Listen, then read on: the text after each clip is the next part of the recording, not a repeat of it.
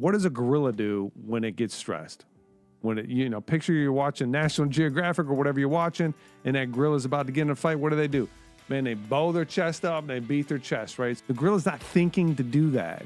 The gorilla is responding. Its physiology is responding to the environment, and that environment is to build tension up in its low back to raise its chest up, right? What does a gorilla do when it gets its butt kicked, or a dog or whatever, right? You take this hunched position, this defeated position, and that's less stress. You're down regulating your tension to avoid the aggression, right? You're submitting, if you will. And so I think that and people respond differently, but with me under stress, man, I bow up. Like I can just feel that tension in my low back. So that's a theory. Do what you want with that, but I think that is why that is happening.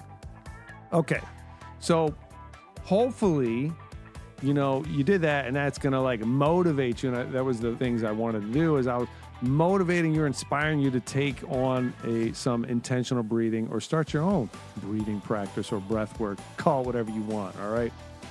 So how could you do that? Start with 5 minutes. That's it. I started with 5 minutes. I built it into something I was already doing. I was already going to work out that day. And so, you know what? I'm just going to do this for 5 minutes before I work out. That's it.